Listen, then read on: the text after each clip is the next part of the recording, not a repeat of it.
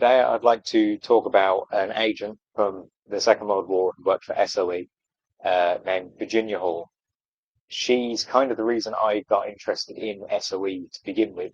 I read a book called A Woman of No Importance, which is where I've got all of my information from today. And it was just a story that instantly grabbed me. It was a typical spy story with so many unbelievable details that it's one of those stories that you don't understand how it is the bigger, more well-known story.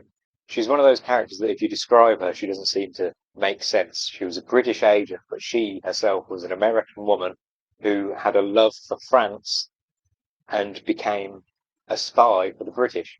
She only had one leg. She then went to work for the OSS, and then after the war worked for the CIA. She was an incredible woman.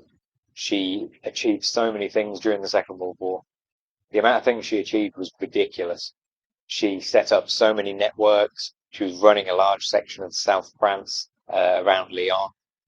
She managed to break 12 prisoners out of a French prison in 12 minutes without the Germans knowing what had happened. She then successfully hid them and was able to get them across the border into Spain. She herself had to escape France at one point, escaping over the border into Spain, across the Pyrenees Mountains.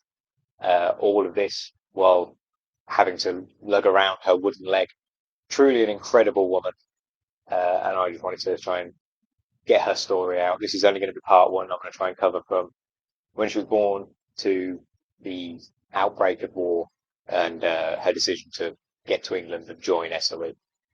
Virginia Hall was born on the 6th of April 1906 in Baltimore in America to a fairly well-off family. They weren't particularly posh, but they weren't struggling. But even from an early age, Virginia's mother wanted her to do better and marry into a good family, a good business, to help raise the standard of the family. However, Virginia from an early age had completely different ideas. She did not care about romance. She held the attention of males in contempt. In her words, she didn't see the point really. She was very independent. She was a bit of a tomboy. She used to dress quite masculine. Her hobbies included hunting. She loved hunting. She was quite involved in sports. She wasn't the typical little girl that her mother wanted her to be right from the beginning. Something we'll see quite a lot with Virginia Hall. Things in her early life actually would lead and influence her later life. From the start, she always ended up in leadership roles or would always be voted top of her class. She was voted class president. She became class prophet. She was head of sports and she was editor-in-chief at her school. All of these titles were given to her, voted by her peers. She naturally slipped into leadership roles. It was quite comfortable for her. She just took to everything very naturally. In her leader's book, her leader quote was, "I must have liberty."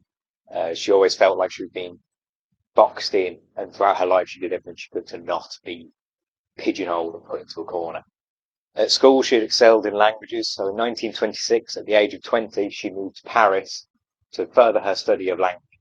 While in France, she realised that Europe, and especially France, was much less restricted than America. It was much more accepting. There wasn't as much segregation. Prohibition wasn't a thing. It was a much more open country, and she instantly fell in love with it, going as far as to call France her second home. She always saw the French as her people. Right from this first visit, she instantly fell in love with the country. Before long, she was able to speak 5 languages. She could speak French, German, Spanish, Italian, and Russian. However, she did noticeably speak all of these with an American drawl that she could never get rid of. This was a thing that was for her entire life. She could speak fluent in all these languages, but her American accent always came through.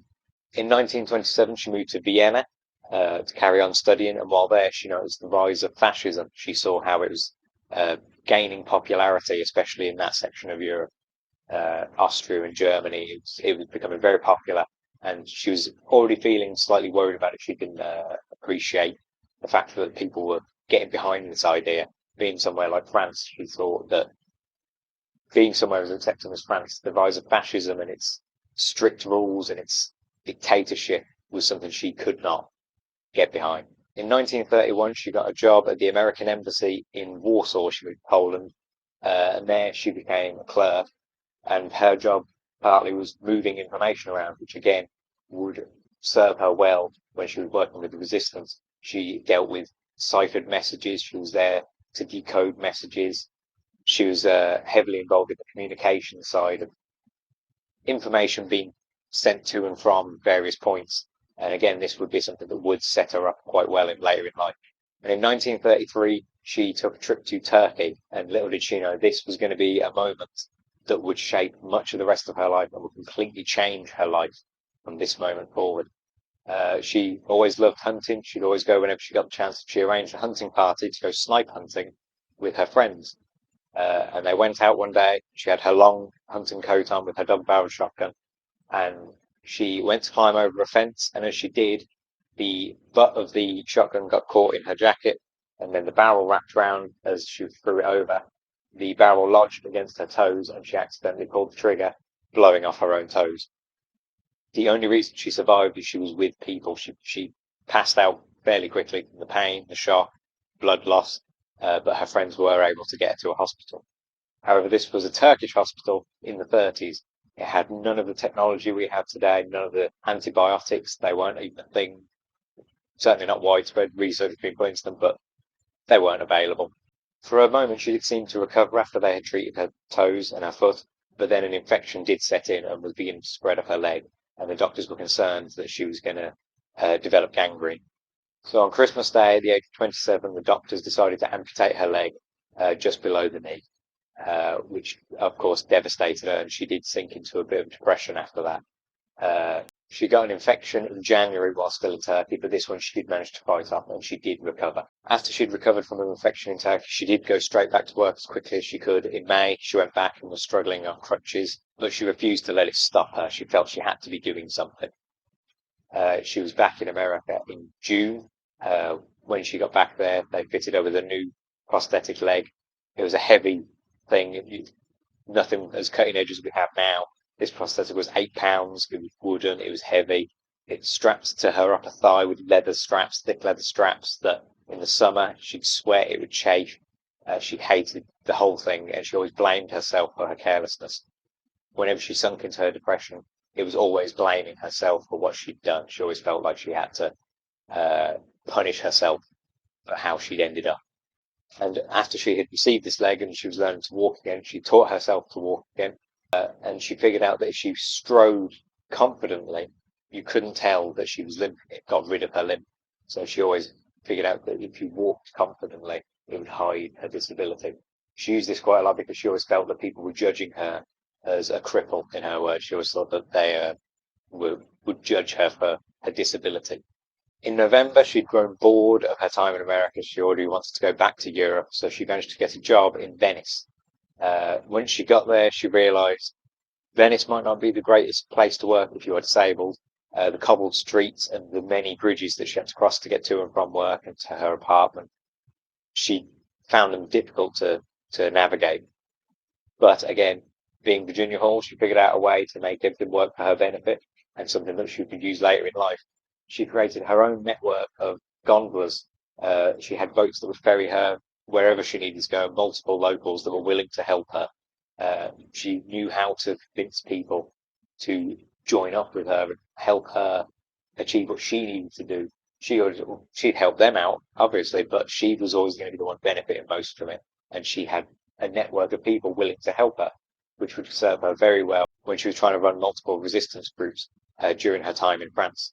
Virginia Hall was definitely a workaholic. She admitted that she very rarely had days off. She felt she couldn't just be sat idle. She felt she had to be doing something. Many people at the time figured that it was because if she stopped, she had time to think about her injury, the things that she'd done wrong. She was always very self-critical when she got into her depression. So they reckoned that she would work to keep her brain active, to keep her brain from sinking in on itself. She decided to leave her job at the embassies because she wasn't getting anywhere. She was always being passed up for promotion, mainly because she was a woman, but they'd always claim that she didn't have enough experience. She had the injury. They'd always find a reason to not give her the promotion and say, oh, well, maybe next year. And she'd become sick of it. So she decided that she needed to do something more independent. And her idea was that while she was in Europe, she saw the rise of fascism. She thought, I'll write articles and sell them to American newspapers to kind of show them what was happening in Europe, because she could see like most people could by 1939, that things were about to kick off. She didn't know how seriously, but she thought, oh, America should be involved in this. We should care, see how people were being treated already. And she felt that America might need to get involved. There's not much evidence to suggest that many of her articles were actually sold or bought to America, but in Europe, she was kind of getting a bit of a name for herself.